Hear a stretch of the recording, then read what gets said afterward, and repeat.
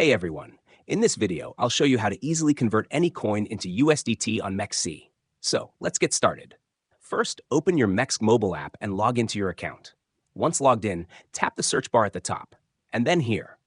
Search for the crypto coin that you want to convert into USDT. For example, I'm searching for XRP. Make sure to pick the USDT trading pair. For example, if you're converting XRP to USDT, select XRP USDT from the results. Now tap on the sell option at the bottom that is in the red color. And here ensure you are in spot trading by selecting spot at the top left. Now you can either enter the amount of XRP you want to convert into USDT, or you can also enter the amount of USDT you want from XRP. Once you enter the amount, and confirm the trade by clicking on the Sell XRP option in the red color. Your selected coin will be converted into USDT instantly. And that's it! You've successfully converted your coin into USDT on MEXC. You can convert any coin by following this process. If you found this video helpful, give it a thumbs up and subscribe to our channel for more tech tips. Thanks for watching.